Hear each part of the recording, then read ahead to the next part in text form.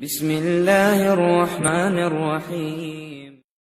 تاریخ اسلام میں بہت کم ایسے فاتح اور حکمران گزرے ہیں جن کو مسلمانوں کے ساتھ ساتھ غیر مسلم بھی عزت کی نگاہوں سے دیکھتے ہیں۔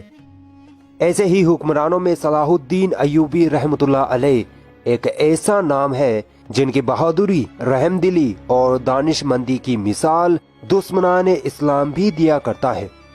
اکثر مسلمانوں نے صلاح الدین ایوبی کا نام تو ضرور سنا ہوگا، مگر افسوس بہت کم مسلمان ایسے ہیں جو اسلام کے اس مجاہد کے اتہاس کے بارے میں جانتے ہوں گے، کیونکہ آج کا مسلمان اسلام کے ہیروں سے زیادہ ہالی ووڈ بالی ووڈ کے ہیروں کے بارے میں جاننے کی دلچسپی رکھتا ہے۔ تو دوستو، اگر آپ چاہتے ہو کہ صلاح الدین ایوبی جیسے مسلم حکمراں کا اتہاس آپ کو معلوم ہو تو اس ویڈیو کو آخر تک ضرور دیکھنا۔ ان کا پورا نام سلطان صلاح الدین یوسف بن ایوب تھا۔ یہ 1138 عیسوی میں موجودہ عراق کے تقریت شہر میں پیدا ہوئے۔ ان کی سلطنت کو ایوبی سلطنت کہا جاتا ہے۔ ان کی موجودگی میں مسلمانوں نے مصر، شام یعنی سیریا، یمن، عراق، حجاز وغیرہ ملکوں کو فتح کیا۔ اسلام میں سلطان صلاح الدین ایوبی کا اتنا اونچا مقام اس لیے ہے کیونکہ یہ وہی بہادر مجاہد تھے جنہوں نے ظالم عیسائیوں سے مسلمانوں کے بیت المقدس کو فتح کیا تھا، اسی لیے انہیں فاتح بیت المقدس بھی کہا جاتا ہے۔ دوستو، سلطان صلاح الدین ایوبی کے بارے میں جاننے کے لیے پہلے ہمیں اتہاس میں تھوڑا پیچھے جانا پڑے گا۔ 634 عیسوی سے 645 عیسوی میں حضرت عمر رضی اللہ تعالی عنہ کی خلافت میں مسلمانوں نے سیریا اور مصر کو فتح کر لیا تھا۔ اس میں سب سے بڑی فتح تھی بیت المقدس کی فتح۔ پھر سلجوقی سلطنت جب کمزور پڑی تو مسلمان چھوٹی چھوٹی حکومتوں میں بٹ گئے، جس کا فائدہ اٹھا کر عیسائیوں نے بیت المقدس مسلمانوں کے ہاتھوں سے چھین لیا۔ مسلمانوں کے ہارنے کی بڑی وجہ یہ تھی کہ وہ فرقوں میں بٹ چکے تھے، اور سن 1099 عیسوی میں عیسائیوں نے فلسطین کے ساتھ بیت المقدس پر بھی قبضہ کر لیا اور مسلمانوں کے ساتھ ظلم کی حدیں پار کر ڈالی۔ یہاں ظالم عیسائی فوجیوں نے مسلمان عورتوں اور بچوں سمیت 70,000 مسلمانوں کو شہید کیا۔ پورا فلسطین مسلمانوں کے خون سے لال ہو چکا تھا۔ جب فلسطین پر عیسائیوں کا قبضہ ہو گیا تو پوری اسلامی دنیا میں دکھوں کا پہاڑ ٹوٹ پڑا، کیونکہ فلسطین اسلامی دنیا کا دل ہے، بیت المقدس مسلمانوں کا قبلہ اول ہے۔ پھر الگ الگ وقت پر کئی مسلم حکمرانوں نے بیت المقدس کو آزاد کرانے کی کئی کوششیں کی، مگر وہ کامیاب نہ ہو سکے۔ نور الدین زنگی وہ حکمران تھے جنہوں نے بیت المقدس کو فتح کرنے کا بیڑا اٹھایا۔ انہوں نے ایک منبر بھی بنوایا۔ ان کی خواہش تھی کہ بیت المقدس کے فتح کے بعد مسجد اقصی میں اپنے ہاتھ سے یہ منبر لگاؤں، مگر اللہ کو یہ منظور نہ تھا۔ فتح بیت المقدس سے پہلے ہی ان کا دیہانت ہو گیا۔ صلاح الدین ایوبی نور الدین زنگی کی فوج میں ایک فوجی تھے۔ مصر کو جس فوج نے فتح کیا تھا اس میں صلاح الدین ایوبی موجود تھے، اور اس فوج کی کمان شیر کوہ کے ہاتھ میں تھی، جو کہ صلاح الدین ایوبی کے چاچا تھے۔ مصر فتح ہونے کے بعد 1164 عیسوی میں سلطان صلاح الدین ایوبی کو ان کی بہادری اور تیز ذہنیت کو دیکھتے ہوئے مصر کا گورنر بنا دیا گیا۔ انہوں نے اپنی بہادری اور جنگی صلاحیتوں کے بلبوتے پر اسی وقت یمن کو بھی فتح کر لیا تھا۔ نور الدین زنگی کا جب انتقال ہوا تو ان کا کوئی لائق اترادھیکاری نہ تھا، اس لیے انہوں نے اپنی پوری سلطنت پر صلاح الدین ایوبی کو قابض کر دیا، اور اس وقت صلاح الدین ایوبی کی عمر محض 21-22 سال ہی تھی۔ اس عمر سے آپ اندازہ لگا سکتے ہیں کہ صلاح الدین ایوبی کس قدر بہادر اور بہترین حکمرانی کے مالک تھے۔ سلطان صلاح الدین ایوبی نے بیت المقدس کو فتح کرنے کو اپنی زندگی کا مقصد بنا لیا تھا۔ ان کے دل و دماغ میں اسلام کا جذبہ بھرا پڑا تھا۔ اسلام کے لیے کچھ کر گزرنے کا انہوں نے ٹھان لیا تھا، اور پھر اللہ تعالیٰ نے مصر کے حکمران کے طور پر ان کو پاور بھی دے دی۔ سلطان صلاح الدین ایوبی جب مصر پہنچے تو انہوں نے دیکھا کہ عیسائیوں نے مصر کو برباد کر کے رکھ دیا ہے۔ یہاں کے لوگ شراب میں دھت رہے تھے، زناکاری بالکل عام ہو چکی تھی۔ مصر کی حکومت میں کچھ مسلمان ایسے بھی تھے جو عیسائیوں کے ایجنٹ تھے۔ سلطان صلاح الدین ایوبی کو ان دونوں مصیبتوں سے لڑنا تھا۔ پہلا تو شراب اور زناکاری کو ملک سے ختم کرنا، جو کہ اتنا آسان نہ تھا، اور دوسرا ان غدار مسلمانوں کو ڈھونڈ نکالنا جو عیسائیوں کے ایجنٹ بن بیٹھے تھے، اور ادھر بیت المقدس کی فتح کرنے کے لیے صلیبیوں سے بھی جنگ جاری رکھنی تھی۔ तो जब सलाहुद्दीन अय्यूबी मिस्र में दाखिल हुए तो वहाँ का जो सबसे बड़ा फौजी कमांडर था जिसका नाम नाजी था, वो सलाहुद्दीन अय्यूबी को देखकर मुस्कुराता है क्योंकि ये पक्का ईसाइयों का एजेंट था और उन्हीं के लिए मिस्र में काम कर रहा था। तो उसने जब देखा कि 22 साल का नौजवान दीन इस्लाम की बातें कर रहा है, बैतुल मकदिस को फतह करने की बड़ी बड़ी बातें कर रहा है, तो जब वो अपने शैतानी साथियों की महफिल में बैठा तो उसके साथियों ने कहा कि अब तो तुम्हारे इरादे कामयाब ना होंगे क्योंकि अब एक सच्चा मुसलमान हुक्मरान तुम पर हाकिम हो गया है। तो उस ईसाई एजेंट नाजी ने हंसकर कहा कि अरे ये तो बच्चा है, हम इस बच्चे को पाल लेंगे, मैं देख लूंगा सलाहुद्दीन अय्यूबी को। लेकिन बहुत जल्द पता चल गया कि ये बच्चा नहीं, ये नाव को चने चबवाने वाला योद्धा है। दोस्तों, उस दौर में जब ईसाई मुसलमानों से जंग तलवारों की ताकत पर ना जीत पाते तो मुसलमानों की फौज में अपने एजेंट भेज देते और दो चीजों से मुस्लिम हुक्मरानों को अपने वश में करने की साजिश करते, एक तो शराब, दूसरी खूबसूरत लड़कियां। ईसाई हुक्मरान अपनी ही बेटियों को मुस्लिम हुक्मरानों के खेमे में ये कहकर भेज देते कि जाओ तुम उसके साथ कैसे भी करके जिना करो, उसको अपनी तरफ माइल करो, अल्लाह तुम्हें सीधे जन्नत देगा। और अक्सर हुक्मरान इन ईसाइयों की इस शैतानी साजिश का शिकार हो जाते। जब बैतुल मकदिस के ईसाई हुक्मरानों को पता चला कि सलाहुद्दीन अय्यूबी नाम का जंगजू लड़का बैतुल मकदिस को फतह करने की बात करता है तो उन ईसाइयों ने सलाहुद्दीन अय्यूबी के साथ भी यही चाल चली। नाजी, जो मुसलमानों के भेष में ईसाइयों का एजेंट था, उसने कई मर्तबा सलाहुद्दीन अय्यूबी को अलग अलग महफिलों में बहाने से शराब पिलाने की कोशिशें की, मगर सलाहुद्दीन अय्यूबी पक्के मोमिन थे। वो कहते कि ये मुस्लिम देश है, यहाँ शराब पीना हराम है और मैं तो बिल्कुल भी शराब नहीं पीऊंगा। जब नाजी को लगा कि सलाहुद्दीन तो शराब को हाथ भी नहीं लगाता है तो उसने लड़की वाला फॉर्मूला अपनाया। एक रात को नाजी ने एक खूबसूरत लड़की को इस काम के लिए तैयार कर लिया।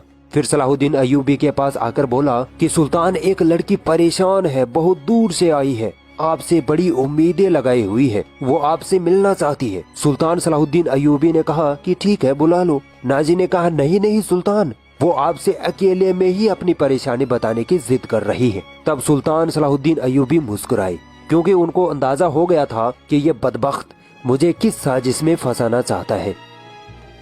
मगर सुल्तान सलाहुद्दीन अय्यूबी ने कहा कि ठीक है, मैं मेरे खेमे में जा रहा हूँ, लड़की को भेज देना। फिर उस लड़की को भेजा गया। हालांकि पूरी प्लानिंग ये थी कि उस लड़की को कहा गया था कि तुम जाओ और किसी न किसी तरह सुल्तान के साथ फहश हरकतें करो और सुल्तान को अपनी तरफ माइल करो, और अगर तुम सुल्तान को एक गिलास भी शराब पिला दो तो जो तुम मांगोगी वो तुम्हें दिया जाएगा। मगर जब लड़की अंदर गई तो सलाहुद्दीन अय्यूबी ने उसे देखते ही अपने कंधे से चादर उतारी और उस लड़की को दी और कहा कि इससे अपना बदन ढक लो। इस अमल से वो लड़की अपने आप पर शर्मिंदा हो गई। सलाहुद्दीन अय्यूबी ने उससे पूछा कि तुम्हारे माँ बाप कौन है, तो वो लड़की इस सवाल का जवाब ना दे सकी क्योंकि ईसाई ऐसी ही लड़कियों को बचपन में ही कहीं से अगवा कर लिया करते थे और इस तरह के कामों के लिए उनकी खास परवरिश किया करते थे।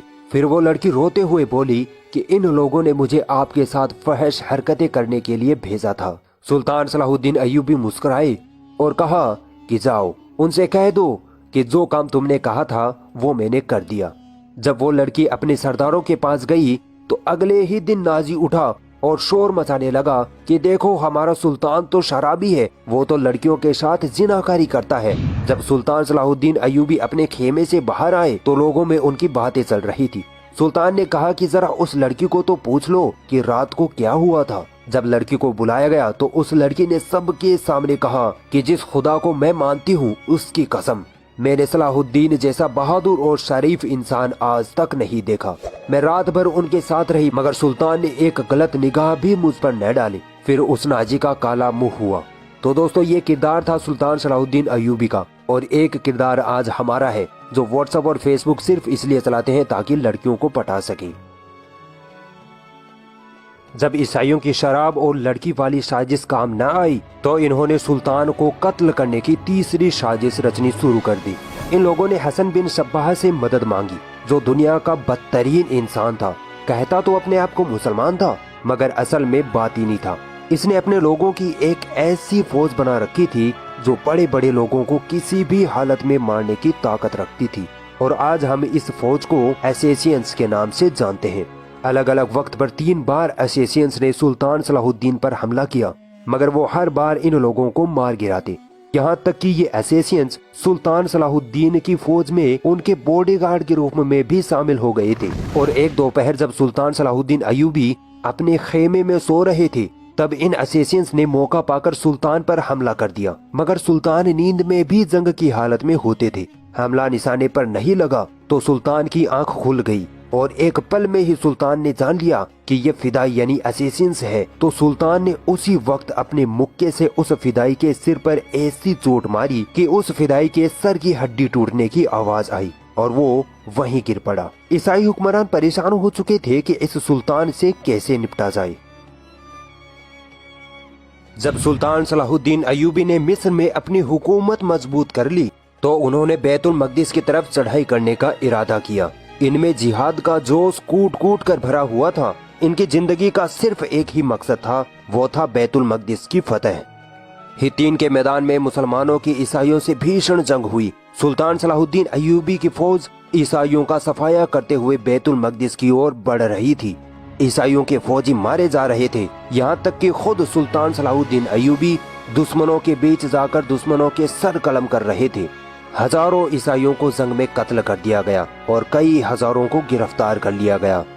सुल्तान सलाहुद्दीन ने आगे बढ़कर बैतुल मकदिस पर इस्लाम का झंडा गाड़ दिया और पूरे फलस्तीन से मसीही हुकूमत का खात्मा हो गया। मस्जिद अक्सा में दाखिल होकर सुल्तान सलाहुद्दीन ने वो मिंबर जिसे नूरुद्दीन जंगी ने बनवाया था अपने हाथों से मस्जिद में रखा और इस तरह नूरुद्दीन जंगी की ख्वाहिश सुल्तान सलाहुद्दीन अय्यूबी के हाथों पूरी हुई। सुल्तान सलाहुद्दीन अय्यूबी ने बैतुल मकदिस को फतह करने के बाद वैसा कोई अत्याचार नहीं किया जैसा इस शहर पर कब्जा करते वक्त यूरोप की मसीही फौजों ने मुसलमानों पर किया था। सुल्तान सलाहुद्दीन ने फिदिया लेकर ईसाइयों को शहर में रहने दिया तथा जो ईसाई गरीब थे जो फिदिया नहीं दे सकते थे उनके फिदिया की रकम खुद सुल्तान सलाहुद्दीन अय्यूबी और उनके भाई मलिकुल आदिल ने चुकाई। जब यूरोप के ईसाई हुक्मरानों के पास ये खबर पहुंची कि सलाहुद्दीन अय्यूबी ने बैतुल मकदिस पर कब्जा कर लिया है तो पूरे यूरोप में कोहराम मच गया। हर तरफ लड़ाई की तैयारियां शुरू होने लगी। जर्मनी, इटली, फ्रांस और इंग्लैंड से फौजें फलस्तीन रवाना होने लगी। इंग्लैंड का बादशाह रिचर्ड और फ्रांस का बादशाह फिलिप अपनी अपनी फौजें लेकर फलस्तीन पहुंचे। यूरोप की इस ईसाई सेना से जिसकी तादाद तकरीबन 6 लाख थी, 3 साल तक सलाहुद्दीन अय्यूबी ने अकेले ही लगातार जंगें लड़ी। हालांकि उनकी फौज की तादाद सिर्फ कुछ हजारों में ही थी, परंतु फिर भी ईसाई बैतुल मकदिस पर कब्जा करने में कामयाब न हो सके क्योंकि अल्लाह ताला सलाहुद्दीन अय्यूबी के साथ थे। और फिर ईसाई हुक्मरान थक हार कर सलाहुद्दीन अय्यूबी से सुलह करके खाली हाथ वापस अपने मुल्क लौट गए। यह जंग तीसरी सलीबी जंग कहलाती है। दोस्तों, सलीबी जंग उसे कहते हैं जिसमें ईसाई बैतुल मकदिस पर कब्जा करने के लिए मुसलमानों के साथ जंग करते हैं। इस जंग में सुल्तान सलाहुद्दीन अय्यूबी ने यह साबित कर दिया कि वह इस वक्त के दुनिया में सबसे ताकतवर हुक्मरान है। दोस्तों, सुल्तान सलाहुद्दीन अय्यूबी एक बहादुर, बुद्धिमान और निडर सिपाही सालार तो थे ही, इसके साथ ही वे बहुत बड़े दरियादिल इंसान भी थे। उनकी दरियादिली का अंदाजा इस बात से लगाया जा सकता है कि जब सुल्तान ने बैतुल मकदिस को फतह किया तो फलस्तीन की ईसाई आवाम को किसी तरह का कोई नुकसान न पहुंचाया, न ही वहां कोई खून खराबा हुआ, बल्कि सुल्तान तो ईसाइयों से इतनी रहमदिली से पेश आए कि आज भी ईसाई सुल्तान सलाहुद्दीन की इज्जत करते हैं। सुल्तान सलाहुद्दीन ने जब बैतुल मकदिस फतह किया तो मसीहियों से समझौता हुआ और सुल्तान ने मसीहियों को बैतुल मकदिस की जियारत की इजाजत दे दी। जब यूरोप के ईसाइयों को पता लगा कि वे बैतुल मकदिस की जियारत कर सकते हैं तो ईसाई इतनी तादाद में फलस्तीन आने लगे कि शाह रिचर्ड को उनकी व्यवस्था करना मुश्किल होने लगा। उसने सुल्तान से कहा कि चंद लोगों को ही बैतुल मकदिस की जियारत करने की इजाजत दी जाए। इस पर सुल्तान ने कहा कि ज़ायरीन लंबा सफर करके मुश्किल से यहाँ पहुँचते हैं, उनको बैतुल मकदिस की जियारत करने से रोकना सही नहीं है। सुल्तान ने न केवल उन ईसाई ज़ायरीन को हर तरह की आज़ादी दी बल्कि अपनी ओर से लाखों ईसाई ज़ायरीन के लिए मेहमान खाने, सुविधाएं और आराम की व्यवस्थाएं की और खुद उनके साथ बैठकर बातें करते और उनसे अपनी मोहब्बत जाहिर करते। ये थे एक मुस्लिम हुक्मरान जिन्होंने ऐशो आराम और ताकत के जोर पर नहीं बल्कि प्यार और मोहब्बत के जोर पर लोगों के दिलों पर राज किया। और दूसरी तरफ वे ईसाई हुक्मरान जिन्होंने मार काट और खून खराबे के अलावा इस दुनिया को कुछ न दिया। صلاح الدین ایوبی سے اللہ کو جو کام لینا تھا وہ پورا ہو چکا تھا۔ سلطان صلاح الدین نے اپنا مقصد پورا کیا اور تاریخ میں ایک عظیم الشان حکمران بن کر 1193 عیسوی میں اس دنیا کو الوداع کہہ دیا۔ اگر یہ ویڈیو آپ کو پسند آئی تو اس ویڈیو کو لائک ضرور کریں، اور بھی ایسی انٹرسٹنگ ویڈیوز دیکھنے کے لیے ہمارا چینل سبسکرائب ضرور کریں اور اس گھنٹی کو بھی دبائیں تاکہ جب بھی ہم کوئی نئی ویڈیو ڈالیں تو اس کا نوٹیفیکیشن آپ تک سب سے پہلے پہنچ جائے۔